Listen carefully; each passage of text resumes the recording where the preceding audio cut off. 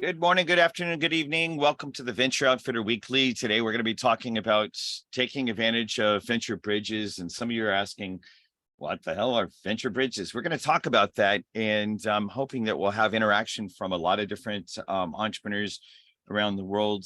Some of you guys are coming in from Austin, Texas, and some of you are from other countries. And welcome. The whole purpose of this program of the Venture Outfitter is for us to connect together. So TechCrunch is an organization that I started years ago, but when we went virtual after dealing with COVID, part of the idea was to build an organization that could connect more brands, not just TechCrunch, but other providers that have solutions for technology entrepreneurs, especially the ones that, and we're going to talk a little bit more about today, that are digging in and driving change around the world, and which kind of sets the tone for what is a venture bridge. We'll talk more about that in a little bit, but part of the thing that I want to do is I want to make sure that some of you kind of get an update, as well as part of the purpose of today's talk is to make sure that the entrepreneurs that are not taking advantage of our community right now have a chance to do so. And so we'll give you some free ways to plug in. Thank you for today's sponsor. There's a software development company based out of Monterrey, Mexico, and they have several sites across Mexico, more than 250 engineers. They're called Ventus. They've got expertise in banking, insurance, big data, analytics. I've worked with them off and on for about 12 years. They went through a TechCrunch program years ago, but one of the things about them is they were in the first three organizations that were CMMI level 3 certified in the country of Mexico: Microsoft, IBM, and Ventus. And even though there's many different tactics you might use in engineering, a lot of things that I appreciate about the Ventus team, and one of the reasons I brought them into a skunkworks that I was building for GE. In fact, I brought them in for two different skunkworks I was building for GE, is because they're really solid engineering wise. If you are looking for an engineering partner, especially a nearshore engineering partner, these guys have done business around the world, and I've personally worked with them in GE. Just send us a note and we can actually connect you up. But thank you to Ventus for the long-term participation in the TechCrunch community, as well as being today's sponsor. So we've kicked off a number of different venture bridges in 2023, including with Austria, with Japan, with the Japan Trade Organization, and also with the state of Chihuahua in Mexico. And we'll go over some of the venture bridges that are there. But the main thing is telling you a little bit about the story. And I've already gone in on previous Venture Outfitter Weeklies about each one of these programs that have happened. But I want to give you more of a general, what's this all about kind of conversation. Now, I will be next week in Chile, and we'll be broadcasting from Chile. Many of you know, if you saw the June 15th Venture Outfitter Weekly, 20 years ago, I had landed in Chile, and the first 1,000 entrepreneurs to go through a TechCrunch program, way before it was called TechCrunch, we're in Chile. And so we're doing kind of a reunion tour, as well as a bunch of other things. And then the week after, I will be in Mendoza, Argentina, working with the mayor of Mendoza and one of the congressmen of the state of Mendoza for building these bridges out even farther.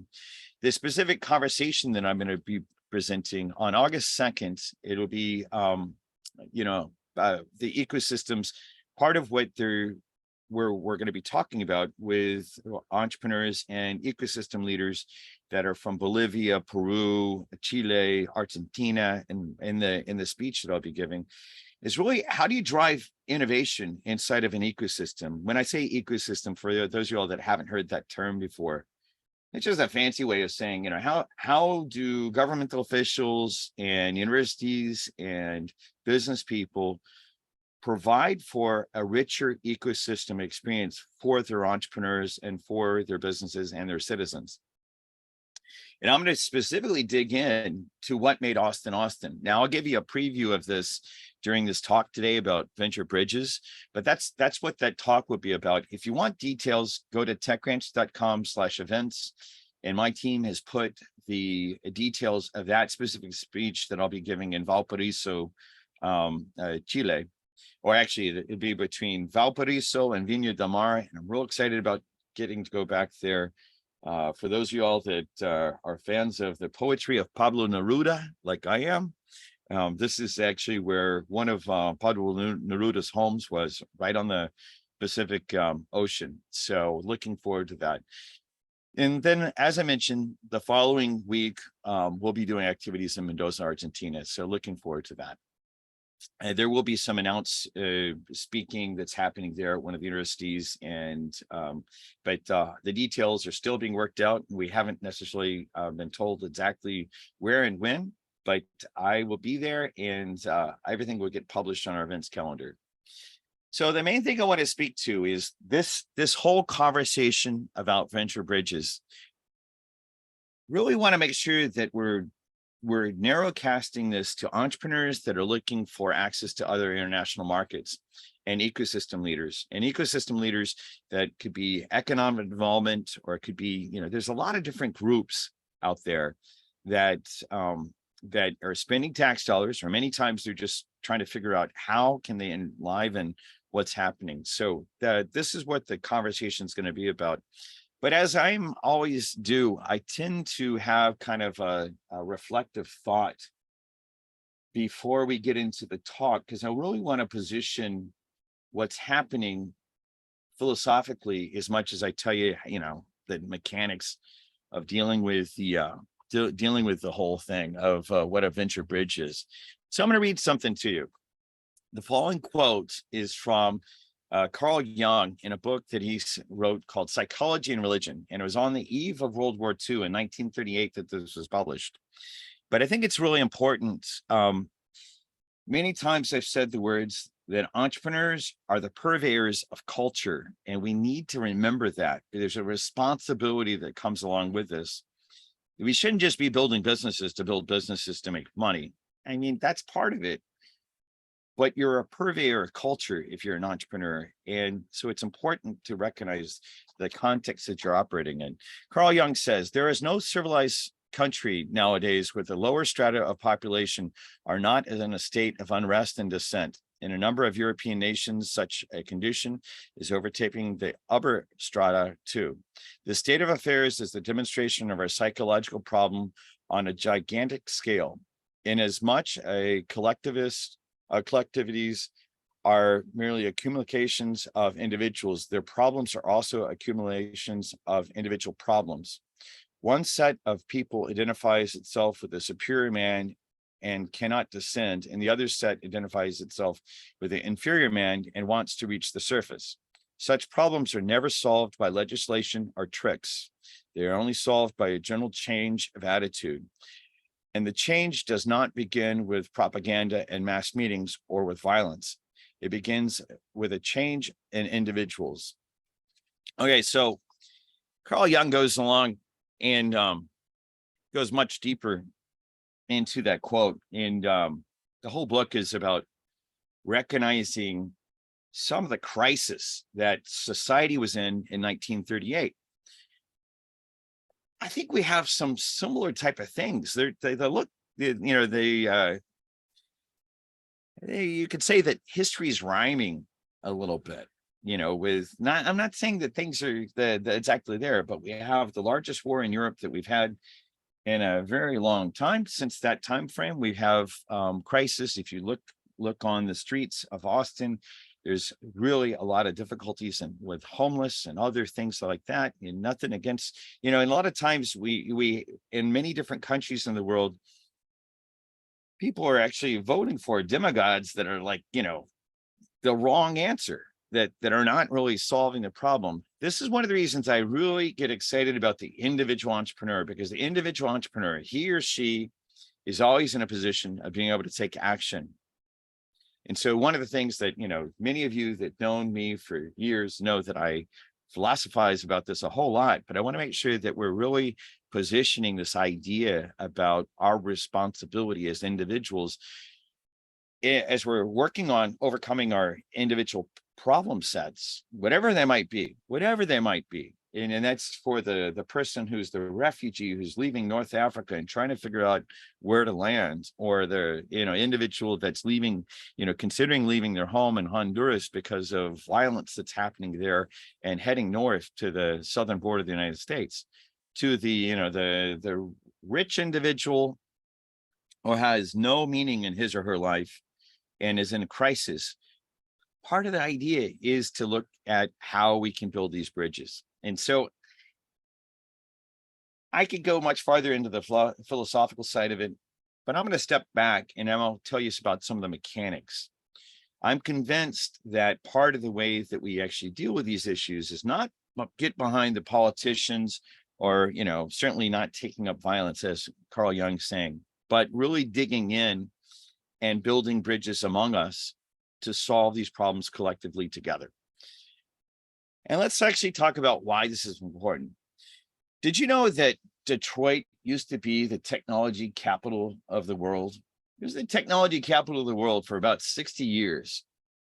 And then it became increasingly irrelevant right around, the beginning of the 80s, to the point that during the downturn that happened in 2008, it was one of the roughest places to live and in the United States.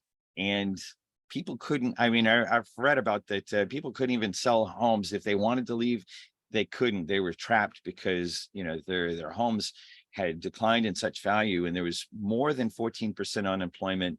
And it was widely believed that there was that was an underreported number. So one of the things that I think created this situation was isolation.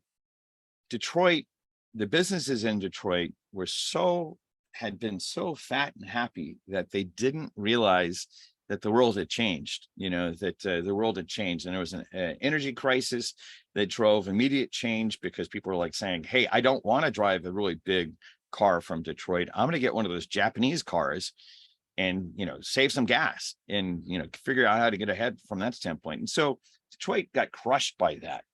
We could go into more details and analyze that more. And there's other aspects that I would point to. But part of the idea of what we want to look at is how that lack of connectivity to the world, had created irrelevance from the standpoint of Detroit. One of the reasons that I set out on this vision of working on Tech Ranch and working on Venture Bridges was this whole idea.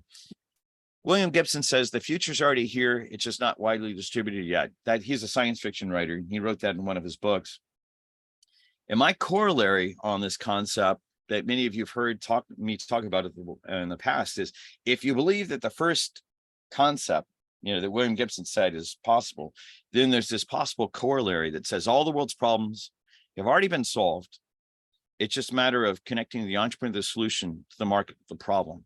But the question is, how do we do this? This is the basis of why building venture bridges makes sense. Now, in the context of that, some of you know that my first customer for my first startup, I was an Austin-based entrepreneur, and back in 1994, when I started my first company, back actually, I touched my top of my head back when I had hair. The funny thing about it is my first customer was, a few thousand miles away, or 1,500 miles away in Guadalajara, Mexico. And it's because I had a really advanced piece of technology. Here I was, a 24-year-old entrepreneur, really knew a lot about technology at the time, came up with an innovative way of accessing databases as well as larger systems and tie them together. It's very commonplace now, 30 years later. At the time, this was emerging technology. This was really advanced. But the bank they took a risk on my software, mainly because we gave them capabilities that they couldn't find from any other vendor. And, there's a little bit more of a story about that, but it really set this context of me realizing that there's an opportunity for me to do business in other parts of the world. And it's because of that me as an entrepreneur was able to, I got my first $250,000 customer that really, gave me a chance. But the problem is that a lot of times the best tools out there don't find that first customer. You've come up with some innovative solution, but you don't find your early adopters. You find find people that maybe be curious about your startup at some point in the future, because they're early majority customers or late majority customers, but they're like, hey, when you get a little bit more business, come back to me. That sounds really interesting, kid, but come back to me at some later point. I got lucky because I found my early adopters. And this is a hard thing to do as a startup founder, to find your early adopters. You've solved the real fundamental problem, but you don't have access to early adopters. How do you do that, right? That's partially what sets us in the stage. The main thing about it is this is what actually had me learn about how to start and be one of the founders of this idea. Like in some circles, I'm called the original gangster of one of the original gangsters of startups in Austin, because back in the 90s, this was not a great place to start a company. It was it was nice culture and stuff like that. The musician hippies created a really amazing culture in Austin, Texas, but it was a hard place. Especially, I'd been working for Steve Jobs at a startup called Next, and I came back here to Austin because I wanted to be in the Austin, we care about each other culture. So part of what we did was set out how to change this. It was like, it wasn't just me. It was just, there's a bunch of us that were working together to figure out how to change the culture so that it was better to do that. And you can see that there's been a lot of change. And obviously, the difference between the skyline in 94 and 2019, even 2019 to 2023 is pretty crazy about what's happening. Lots of organizations, major employers that are landing here, Tesla and Oracle. It's really exciting to see the type of things that have been happening from that standpoint. And what made Austin, Austin? The city and state governments always had to play. The research organizations, the universities had to play. But I was convinced, and this is partially the whole thing that we went to and worked on, was the entrepreneurial community, about how we didn't have the density of Silicon Valley. So how could we create the connectivity that would bring people together? This was what set the tone for the Austin model of entrepreneurship that we talked about: connective tissue versus density, culture of mutual support, and celebrating uniqueness. And for those of y'all that don't know about Austin, there's a statement that we say, keep Austin weird. The whole idea about it is, you be you, I'm going to be me. Let's celebrate our differences. Let's work with each other to build beyond what we have there. So that's what this was about. And it's in this moment of major change in the world that I think that, I've been looking at how is it we can export this model of entrepreneurship to the world, but not about making everywhere, Austin hippie friendly kind of, in the rest of the world, but actually figuring out how can we build bridges where we celebrate these same type of values: connective tissue versus density, culture of mutual support, and celebrating uniqueness of my part of the world and your part of the world. And then through that, not just, have a happy fest, but figure out how we can actually do business with each other, because that's what really drives change. And it's an important time. Here's an article from The Hill that says it's time to radically change your trade relationship with China. In fact, this last week, I announced during the Venture Outfitter Weekly that the trade relationship between the United States and China just got subjugated to being that there's more trade now going between Mexico and the United States than there is between the United States and China. The shift is happening. But the question is, a lot of times these large organizations, like Cemex is a very large Mexican organization that's now connected around the world. Then, one of our local companies, Dell, certainly has lots of different offices around the world. But it's much more difficult for these innovative technology startups, or smaller companies in general, but innovative technology startups in specific, to be able to do this type of work. And so part of the idea here is to do some different things here. And how is it we can drop the cost associated with these startups so that they can figure out things, so they can go forward and things like that. Well, so there's been this long history of an Adelaide-Austin sister city relationship. It just was 40 years, celebrated 40 years about 3 weeks ago. And it's interesting because it's a political relationship. The mayor of Austin stands next to the Lord Mayor of Adelaide. And there's many different sister city relationships. And please do not hear anything I'm saying as taking away from the importance of those type of relationships. The truth is that because of the political connection that's there, students have followed there's cultural exchange and things like that. But really, part of what we need to do when we look at the background of what's happened here is we have a number of different, like if you look at the highlights and you go to find out, if you look through the history of the 40-year relationship, you really don't see a lot of things that drove early stage technology business across any of this. And you can check this URL. It's and I don't mean anything negative about it, because I think the political relationship is important. But if we're serious about this, about not being isolated, like we find, Detroit is this bad example of getting isolated because it became irrelevant. The whole idea here is to figure out how can we build something beyond that? How is it that we can help entrepreneurs like Carlos from Chihuahua, Mexico, and a company called Keto Trace? He's got an ability to test for heart attacks up to 8 hours before the big event, right? And it's an inexpensive technology, only a couple of bucks, versus if the technology had been built in the United States, it'd be gold plated. It would actually, have all these different pieces of it. It would be expensive just by where it got started by. At least that's fairly typical. Whereas a technology that got started in a place like Mexico, there's a different access point. And why is this important? Well, say that you're the masculine Texan and you're got your family in a big meal, or you're like from Norteño de Mexico, like a northerner from Mexico. These are the really tough cultures, right? And you have that little feeling in your heart. Maybe something happened, maybe you're actually about to have some type of event happening. You just sort of tough it out there at dinner. And then you actually have the big event, have a heart attack, die right there in front of your family. It's not a really great thing. It's got bad optics versus being able to use Carlos's technology.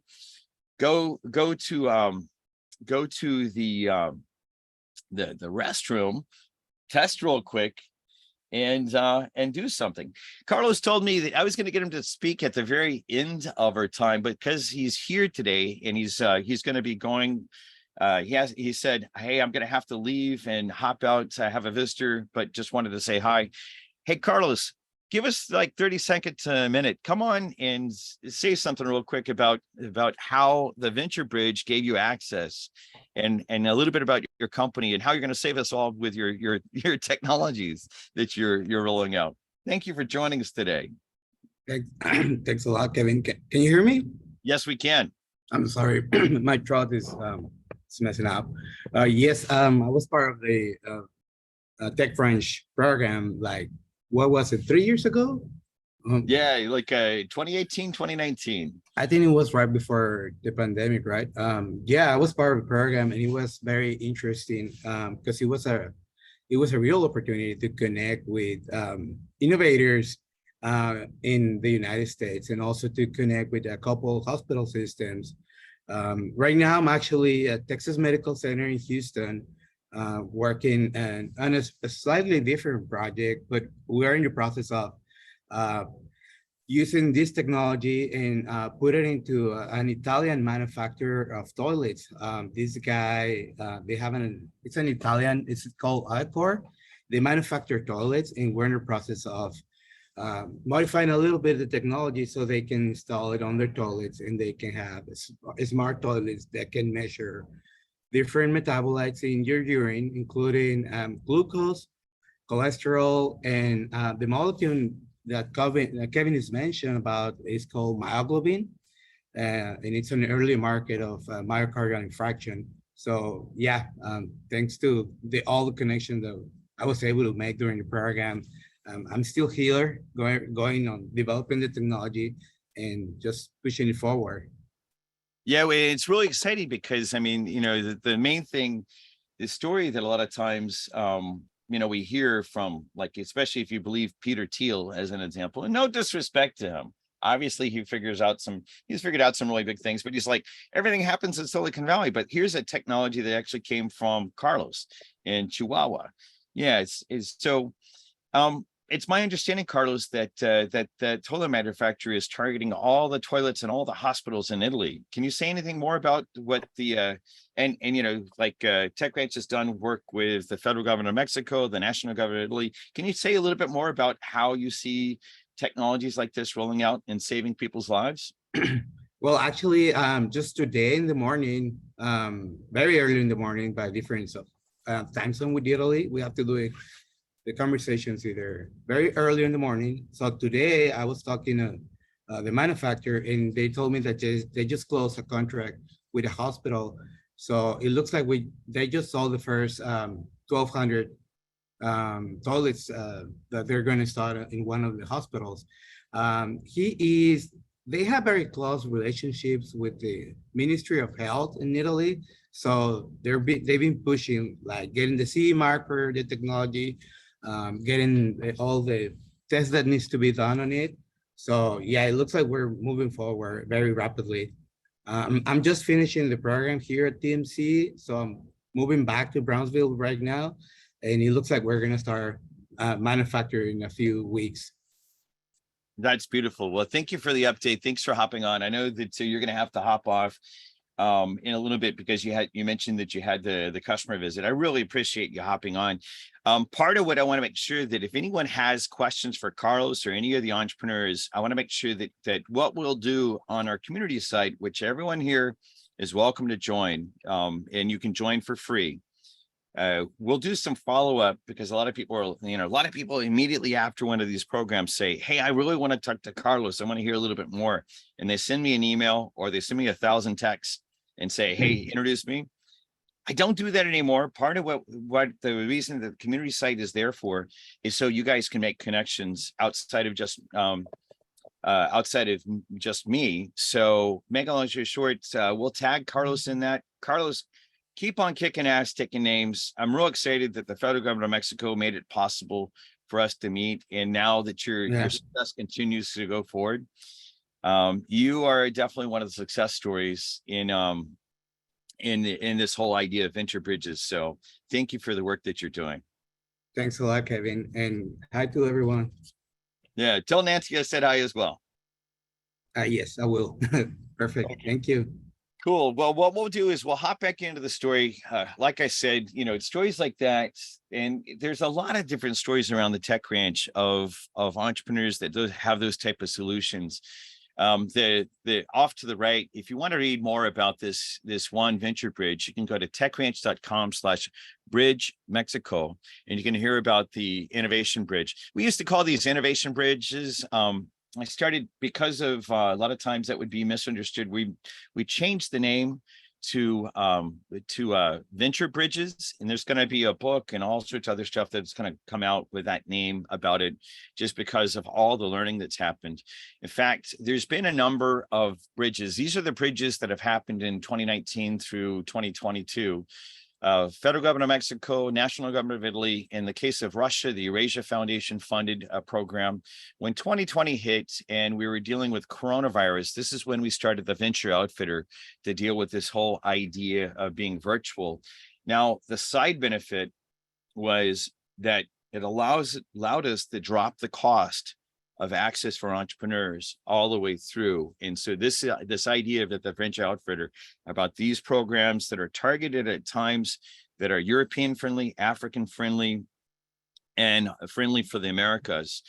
That being said, we've had entrepreneurs, like I'm looking into the studio audience. Sometimes we'll have, people as far over as Korea and in Central Asia as well. I don't know if we have any Uzbekistan entrepreneurs.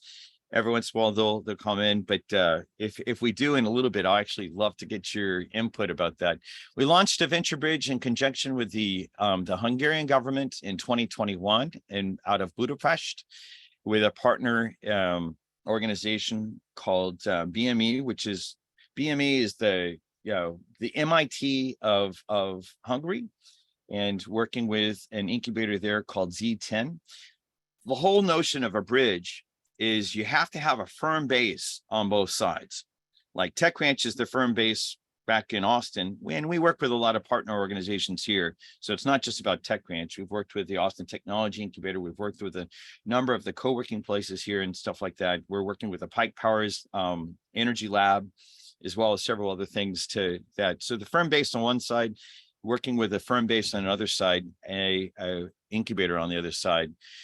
Czech Republic in Brno, Czech Republic, the Japan Global Acceleration Hub, and then other parts of Central America, including Honduras, El Salvador, Guatemala, through a program that was funded through NBIA, which is the International Business Incubator Association. So 2023, I already mentioned earlier about the 3 bridges that we've kicked off, and you already know that I'm headed to Chile and Argentina. On top of that, I was in Lithuania earlier this year in April. There's a bunch of different things that are happening behind the scenes. A lot of things that haven't been formally announced because we're kind of like, we have to set the table. Stuff like this takes a long time to get in place, but there are a number of different countries. This is not a representative list because this is a shortened list of flags to say some of the bridges that have been built. And it's a shortened list just because, if you know that I've been in 27 countries in the last 6 years, there should be, I guess 27 flags up here, but these have been some of the more formal bridges that have happened. And certainly there's been a lot of things that are especially happening between Mexico and Texas. Texas is Mexico's #1 trading partner and vice versa. And we're seeing this like you see here, and like we just heard from Carlos, the startup Bonanza. So an example of this is, what are the goals of a venture bridge? Opening opportunities for collaboration between our regions, targeting early success, like the early success that came to Carlos by being involved in the bridge, open up opportunities for later versions of success. And so that's kind of the idea. And then looking for ways of expanding our work together. And, sometimes we'll use the sister city relationship to create the initial connection, but it's not isolated to that. It's not isolated to that. We've had other situations where there's just been either a governmental official or an individual entrepreneur that says, hey, will you connect to our, like there's an individual in Armenia, as an example. He's Armenian American. He just recently moved back to Armenia. Guy by the name of Ron, that if you saw our country manager, Venture Outfitter Weekly, he just said, hey, Armenia's only got 3 million people there, but we've got brilliance in physics and other pieces. Would you stay connected? And part of the activities that have happened there is just on, even like at the free stage, there's all sorts of activities that have happened that make it possible. We really do structure how entrepreneurs go through what we call market exposure before they go to market exploration, and certainly before they do market entry. Market entry is when you land on the ground and go through lots of different details. And there's a whole structure about this that I won't go into. I'm not going to take a lot of our time during this. If you're interested, you do not have to, like the first stages of this, you don't have to pay to be a part of it. It's just free. So, but there is a very structured way of doing this, because part of what we're aiming for is helping these entrepreneurs that have these solutions. How can we actually set it up so that they're not risking everything? When you go to market entry, and I've seen too many international entrepreneurs do this, where they just launch themselves into Austin or Silicon Valley or some other parts of the United States. They burn through all their cash, and then they bounce off the market and go home, and they don't get any traction at all. That's the whole idea about why we set up these multiple phases across the way. Now, that being said, you might say, as an individual entrepreneur or as an ecosystem leader, how can you take advantage of it? The first two things are free. Join these broadcasts. Every week, we're going to have entrepreneurs and experts. Like we had a expert, Joe Milam, last week, talk about how to manage your investor conversation. That information is available. You can, you can go online, you can see on YouTube, or you can go into the community site. We post it both places, and you can gain access to that information. But there is a power to actually being in the studio audience and being able to interact with these entrepreneurs directly, or these speakers directly. And, especially, I love it when we have someone from some other part of the world that's able to say, hey, we're about to engage in investor conversations in the United States, but we have no idea because, there's like this piece of technology, and I can give you specific examples from the Czech Republic as an example that does that. So join for free. Come back, all that. Also, you can interact with other entrepreneurs and these community leaders. In fact, many of you have actually told me the success of connecting in with intern programs. And a lot of times in the past, Tech Ranch would say we would manage these intern programs, not making any money on it. And it ended up being such a cost that we had to stop. Well, now all that type of activity, if you want to be a part of it, it's online. Just go to it, and you can sign up for free at techranch.com/connect. Sign up for our newsletter, sign up for one of our other programs. If you're a mentor and you want to mentor startups, we have a process you have to go through. But you can, there's a lot of different places to sign up there.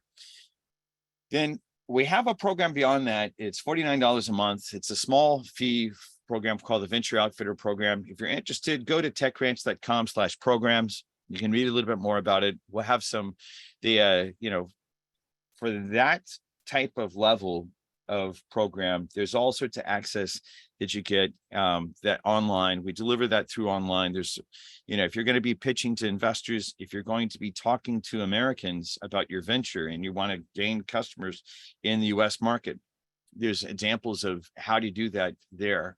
Now, that being said, we have Americans that are going through our programs as well. It's just, we have such a predominance of international entrepreneurs that are being much more cash efficient by going through these programs, and that's there. Then we have a program that's targeted at scale-up companies. You could say startups and scale-ups. The Venture Pioneer Program is that. Again, techranch.com/programs. You can read more about it.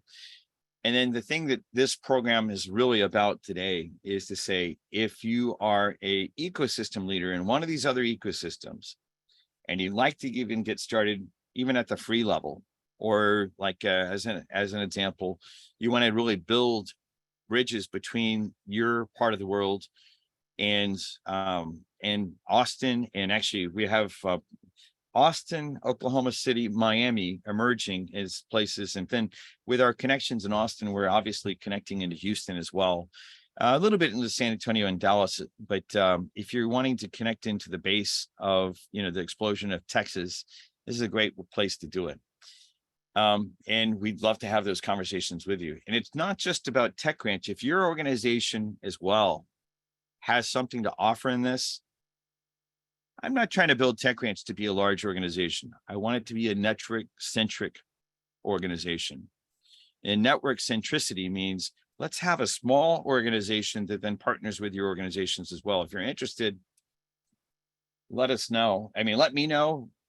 Reach out through the startup contact us form. You can go to techranch.com/contact us, which is listed on the website. If there's a lot of details about that, one of the ways of getting not just me involved, but my team involved, which means that things will be more successful, is to just say, hey, I'm interested, and to raise your hand through that process. And like I said, it's really not just about Tech Ranch. Tech Ranch, the number one thing that we think we know how to do is help build relationships across these locations. So what I want to do is, I know that we have a number of people in the studio audience that we might get shout outs from. In the before program, there was a couple different people that I hadn't seen in a very long time. And I don't really want to put anyone on the spot, but if you have a question, first off, about what I just said, I'd love to take questions. Raise your digital hand. I have not been monitoring And I'm apologies about this. I haven't been monitoring the streams. I will bring them up right now. And just because I had such a mouthful. Usually I'm able to monitor those because I'm not the speaker. I'm just the guy doing the interview. But I'd love to actually also have some of our community members, both the ones that haven't been here in a long time, like Paul Carew. It'd be great to hear from him. And then, Kekoa, I'd love to actually have you say something. Leonardo, you haven't told us anything about what you're doing between Venezuela and Texas. And so that'd be interesting. Anyone else that'd like to do a shout out? Kind of the way that we do the shout outs is it should be a minute or less. We have a number of times to do that. I might, ask you a question or two. I know that I love this portion of the program as much as anything else, just because it's so interesting to see the community. So let me give you a little bit of a platform. Hey, Paul, since I haven't seen you in such a long time, let's put Jello will bring you into the studio. Come off a mute and tell us what's happening in your part of the world. You were involved in Tech Ranch years ago, and so it's great to have you in the Venture Outfitter Weekly. Yeah, it's been quite a ride. It's hard to believe it's been as long as it has. So first thing I want to say is your point about isolation really resonates, and even if you feel like you might be a central part of the entrepreneur system within, say, Austin, it's still really easy to get yourself mentally isolated in terms of, you've got your thing going, and you just, it's really hard to stay connected to other people, other ideas, and other prospects. And that's something I've sort of learned the hard way over the last 20 years or so. And so I definitely take that point on board. I've been in and out of startups for a long time. Just a quick sort of bit about myself for everyone else. I originally came to Austin in '96 to join a startup called NetSpeed, and I was their software architect and software engineering manager. And we were building the first generation of DSL equipment way back when, and we ended up doing well and got acquired by Cisco. And that led to a progression of startups after that, a lot of which were in the technology communications space. 2005, I started my own company again, doing a lot of mobile communication stuff way before Apple had their iPhone out and other things. These days, I'm working as VP of software engineering for a small firm here in town. But I'm definitely always on the lookout for other opportunities where I might be able to help out or bring some sort of advice or whatever else. So it's great to reconnect with you, Kevin. Yeah, I mean, with the thing about it is a lot of times we'll have founders that kind of need that little bit of CTO, chief technology officer insight. Paul's a great guy to plug into. And yeah, he even told me that he's now at one of our long-term technology, another company that is a Tech Ranch company from even before Tech Ranch was called Tech Ranch, called Bumper Active. So I'm glad to hear you're there, but also make sure, Paul, that you're in the community site. I don't know if we hadn't really invited a lot of the historical people in because we started a new platform. We started with we had been on Slack for the longest time, and then Slack decided to just crank the price up to a point that it wasn't possible for us to have a free community site and then all the different people. So we switched over to Circle. So many of you guys, we haven't invited in, but I'm going to make sure that behind the scenes, Jello will actually make a link to make sure that everyone, especially in the studio audience, can immediately hop in there. And Paul, what I'm going to do is I'm going to ask that as soon as you do that, Jello will just tag you so that if there are other people that would like to ask CTO kind of questions. But the best part is don't take individual meetings, do some of it as a thread there. Okay. Like, thread there. That way it'll create more exposure for everyone. Yeah, everyone benefits. Yeah. That was the power of the original Slack site that we had. But and I felt so guilty about taking that away from the community. But yeah, if you could do that, that'd be great. Or, Yeah. you can make there's a channel called request, post into the request. Hey, I'm just looking for people that might be, or post into the general channel and say, request is more of, hey, I'm looking for the following person. Like there will probably be requests for CTO style help in the request channel, but it would be great to have you post into the general channel as well. So I'd be happy to do that. Yeah, it's great to reconnect, as I say. yeah, likewise. Well, and tell Kyle at Bumper Active, hello for me, and we'll definitely keep you involved. And at some point, I'd like you to come on and tell your story, because you've got quite a lot of you've got some scar tissue as well as some really great success to share. The scar tissue is important. It's actually a fundamental piece that people need. It's one of the things is the people. The worst part about some part of entrepreneurship is the people, the entrepreneurs that become quote unquote successful, but then they hide the scar tissue. They hide the scar tissue. They're like, kiss my ring. And you're like, wait, that's bullshit. So I appreciate that. Again, you're one of the people that is like, you have the success, NetSpeed is a good example of demonstratable, this is real. And then, you also have some stories that are kind of like most appropriate over a beer. But hey, Oh, yeah. I'd love you to share those too. Cool. Okay. Well, thank you, Paul. Why don't we see if we can get Keikoa to give us an update? Keikoa, you give us kind of like, what's the status? What are you up to? How are things going? Hey, things have been good. Been quite busy. So an update on what I've been up to. My business in New Zealand, we're launching a new product, entering the CRM space as a companion product to our grants management product that we've been selling for the last 6-7 years. And that current business is expanding. We're now in the United Kingdom. Just got our first client, and I think we're reaching out into the US now. So it's quite exciting there.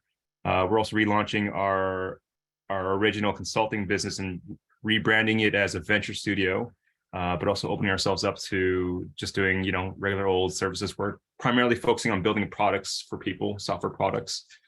Wait, you guys, let me make sure I interrupt you for a second and do your elevator pitch about that, because you've got quite an expertise in getting communities to bubble up information to governments so that they're more relevant. Like, if you'll pitch it better than me. What's the the short elevator pitch that that really frames in the expertise that you guys have? Do you mean the other project, that my passion project that I've been working on, or the businesses that I have? I'll let you decide. Well, exposure around.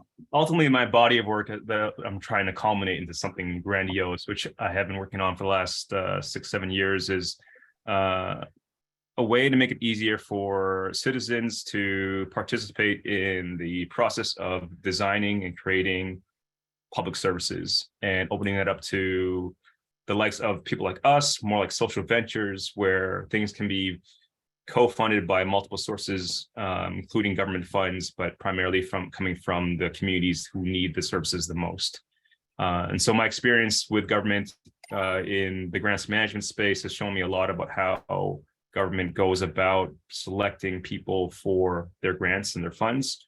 And all I can say is there are more inclusive ways that we can go about using that money or using those funds to be more impactful. So that's the culmination of all the work that I'm on. And to that note, segueing into my community work, I have just joined the board of our farm. We've been producing culinary mushrooms for the last 3-4 years, and now we're looking to expand that business outside of continental USA into the likes of places like Puerto Rico and whatnot. And so we've formed that organization into a cooperative, a legal cooperative. So that's an exciting kind of new way of attacking the problem of ownership and collective responsibility. And I'm excited to see how we can use this vehicle as a means of providing not only the resources, but also in terms of developing community. So how can communities create sustainable businesses that support their livelihoods, but also can allow there to be some sort of abundance and thriving from that venture. So that's what I've been up to, basically. Beautiful. Well, I'm excited to hear more about it. We'll definitely have you back to share more about it, because I think you have so much insight, especially on, right now as we have these shifts in creating relevancy on what's happening. I mean, there's a lot of people expect that because I'm so pro-entrepreneur that I might be anti-government. I'm not anti-government. I just come across that way because Entrepreneurs can do it better. That's what you're saying. Yeah, I'm just like, how do we actually create relevancy on that? And so I think you have such insight about that. Well, definitely, I'd love to have you come back and do that. Sounds good. Good to see you.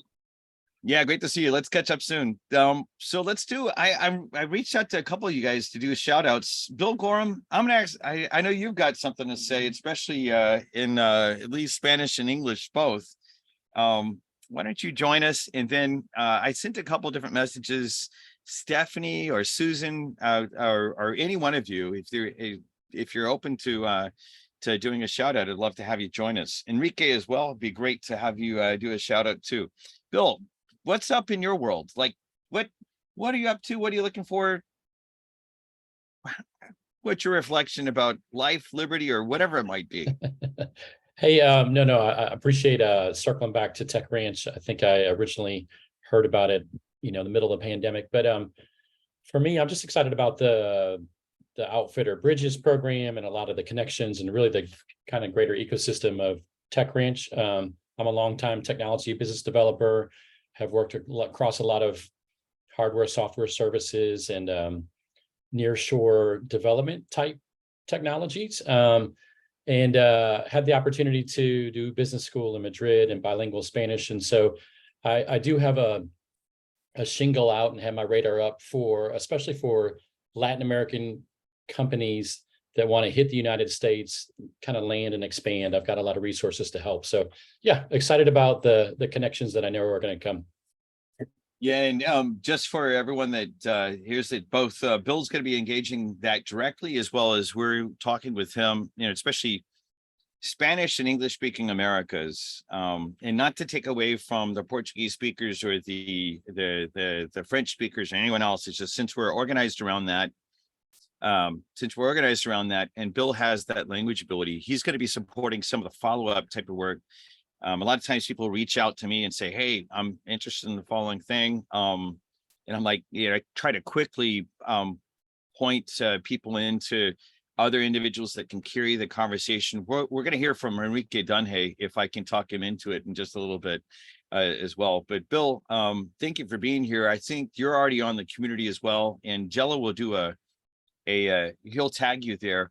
Anything else you'd like to say before we go to the next person? No, I think it's just an exciting time. I think the technology market is pretty dysfunctional. If you look at the number of big companies that are shedding workers, and I know it's difficult to raise money, but I think, there's a lot of good things brewing. And I think these kind of groups that are, creating synergies that didn't exist are going to be a powerful growth engine. Perfect. Well, I'm glad to have you to help support that, because like I said, when we look at the most innovative firms are typically these startups, but they don't have access to other markets. And so, guys like you make it possible to support them through that process. So thank you for being here. Let's see. I have a couple other people. I thought that Stephanie was about to join, and so I think that she hopped off just really quick. If I can't see everyone. They're a little bit of a blast from the past. K-Straw. K-Straw is Kevin Strawbridge. He and I was the chief technology officer at smartprice.com, and he was the director of finance at SmartPrice. We're like the first four guys into the venture. It's been a while since we've gotten to connect. What are you up to? And do kind of like a shout out real quick as well. Good to see you. Thank you for joining today. Thanks, Kevin. Yeah, I'm as you mentioned, my first foray into startup land was back during the .com boom / bust.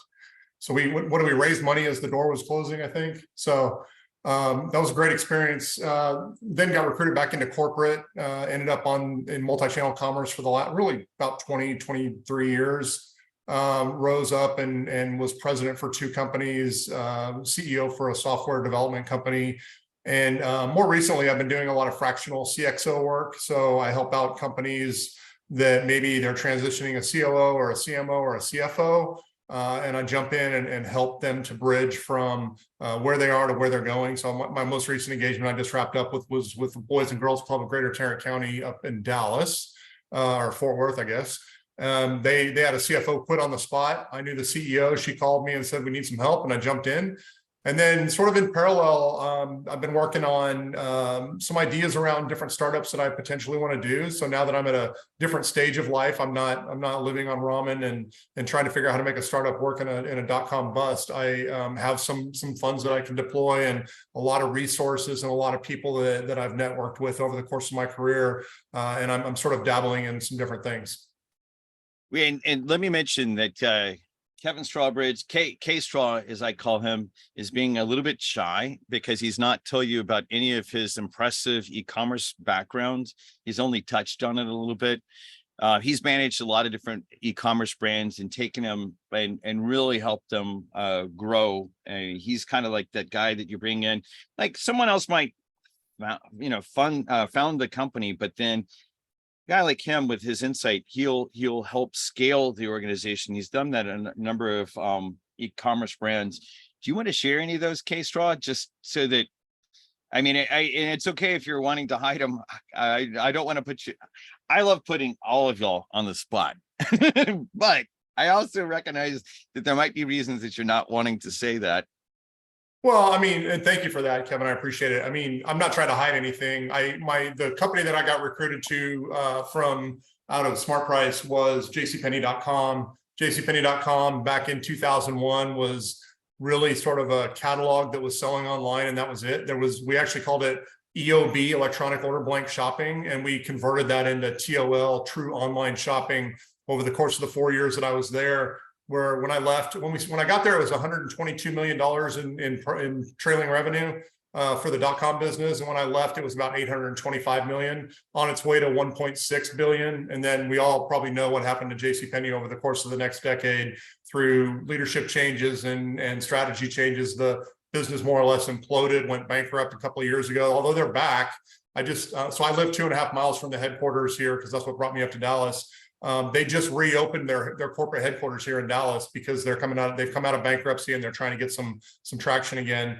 From there, I worked with a couple of smaller companies that I helped to grow from, tens of millions to a few more tens of millions. And then the really fun experience I had was a company called dealtaker.com, which was a deals and coupons website and affiliate marketing space. When I joined, I was hired in as president for the division. And it was a publicly traded company that bought them. They didn't know what to do. Old company, 156-year-old company, but they bought this fun little toy.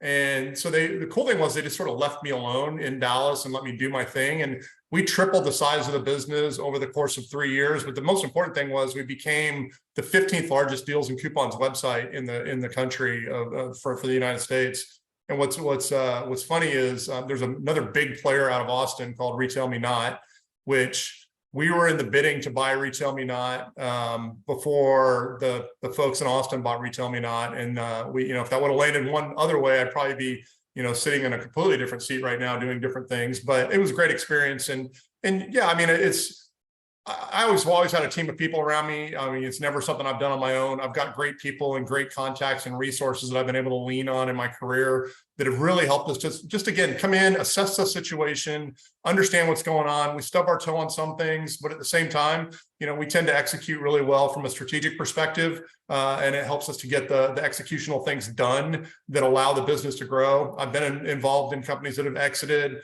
I've been around companies that unfortunately fell into bankruptcy after the fact and went away. But all in the course of growing businesses, growing teams, and learning how to continue to build best in practice e-commerce principles. Wayne, it's great to have you into the community. You've always had so much insight for me. There's a couple of key presentations that I'm like, hey, K-Straw, how do I actually put this together? Like, I mean, quite literally, one of the first presentations I did for the Chilean government 20 years ago, I didn't know how to put together the PowerPoint, and K-Straw did that. Part of why I'm mentioning this is, as we're rebuilding these things, and now that we have the momentum, you know, we're beyond COVID. We learned a lot through COVID. We're overcoming this isolation. Part of what I'm doing is bringing back some of these relationships, the guys like K-Straw that actually have such a fountain of knowledge to then have, you know, this, not to just put you on the spot. He would be a great angel investor. He'd be a great mentor. He's one of our instructors historically as well. We'll have a number of different people that we're doing shout outs. K-Straw, thanks for getting back involved. Thanks for joining today. I appreciate it. My pleasure. Yeah, it's great to see you. So same thing, Paul, K-Straw, everyone that joins today. I know we're right at the change of the hour, and so we're at the point that I need to go ahead and wrap things up. I want to say thank you to everyone that joined today. One of the things that I've noticed is I had asked several of the females that were here to present as well. I really want to make sure I do a shout out. Historically, TechCrunch has been 60% men, 40% women. I would like to actually figure out how to create that at least that level of mix, preferably 50-50. If anyone has like if there are other programs that we can reach out to in the past, well, I've personally donated to 3 different women entrepreneurship programs. I want to make sure that I make that as a call out as well, because I recognize that mainly I had guys on right now today. And we had some women that I was asking to present. I would really like to make sure that we create the environment. If anyone has feedback for me, especially if you're watching this afterwards, I know that Cynthia in Honduras was going to present about her AI-based mental health program, but she sent me a text a while ago saying, hey, I just got salmonella poisoning, and so I'm not able to present today. And there's been a few others that specifically I targeted for having here. If you, I'd like to ask the members that are here right now of our community, make sure you do a shout out, and we'll do some more activities around that to make sure that this is a solid place for them to plug into as well. All right, well, if there's any other questions about what you'd like to do, you can always go to techranch.com/connect. We have a place to sign up as a country manager, as a mentor, as onto our newsletter, onto into the community. That's kind of just the clearinghouse of connections into a lot of different activities around the TechCrunch. Make sure that you take advantage of that for sure. And part of the thing is to leverage this connections. The most valuable part of TechCrunch, I think, especially for me as just another entrepreneur, is I get so much value out of the community that I want to make sure that we all take advantage of that. So please do plug into it. And with that, we'll bring today's show to a close. Thank you for joining us today. Every week we'll have different activities. Obviously, I'll be broadcasting from Chile next week. There's a couple different ecosystem leaders that we'll have on the spot. One of them that I haven't gotten confirmed yet because I'm trying to make sure my travel between Valparaiso back to Santiago is timed right. But there's a lot of different things that are happening there. I hope that we're going to have Leonardo Maldonado talk about a radical collaboration. Extreme collaboration. He's doing some things among the different ecosystem leaders there that all of us around the world can learn from. And more than likely, he will be the person who's going to be speaking. But for now, thank you all for being here today. And let's it's always my honor to work with entrepreneurs that are driven by vision and values. Let's go change the world for the better together. Y'all take good care. Have a great day.